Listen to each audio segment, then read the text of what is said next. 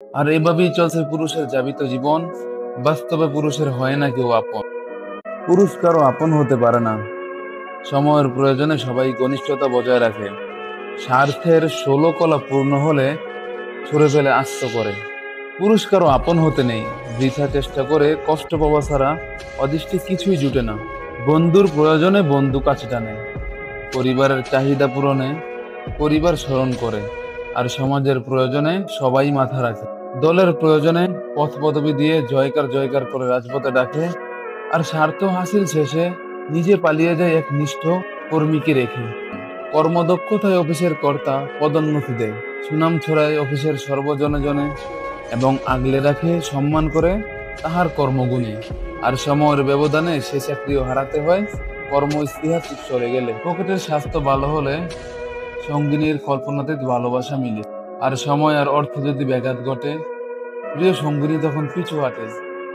চরম আঘাত করে সে মত্ত হয় পরকীয়ায়। ভালোবাসার শত স্মৃতি করে সংহার। আর দুঃখ দুর্নাম শত অভিযোগ দেয় উপহার।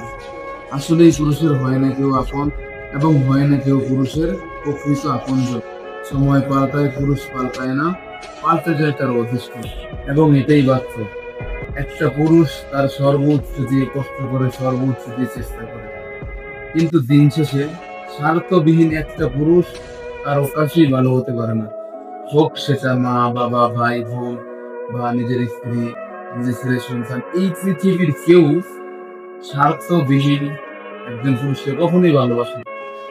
একটা পুরুষ যখন জন্ম নেয় তখন সবাই বলে কি, পুরুষটা বা এই ছেলেটা বা এই সন্তানটা সংসারের একটা আলো, ভবিষ্যতে তাদের সংসারের হাল ধরবে, অথবা সেই সংসারের একটা লাঠি।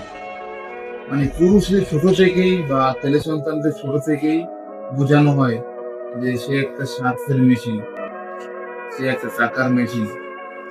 স্বার্থ ছাড়া পুরুষকে কেউই ভালোবাসে না, কারো কাছে ভালো হতে পারে না। যদি পুরুষের পকেট ভর্তি থাকে, মানুষ ভরপুর থাকে, তারপর যখনই পুরুষের পকেটটা ফাঁকা হইতে থাকে, পুরুষের পকেট ফাঁকা হওয়ার আগেই পুরুষের পাশে থাকা মানুষগুলো ফাঁকা হয়ে যায়। এটাই একটা পুরুষের বাস্তব জীবন। পুরুষের আপন বলতে কেউই হয় না। পুরুষের এই দুনিয়া আপন বলতে কেই নেই। মা, বাবা, আত্মীয় স্বজন, ভাই, বোন সবাই স্বার্থের জন্য ভালোবাসে। তারা তার প্রয়োজনে প্রিয়জন নিয়ে থাকে। এটাই বাস্তব। আজকের মতো ভিডিওটি এই পর্যন্তই। সকালে ভালো থাকবেন। আসসালামু আলাইকুম।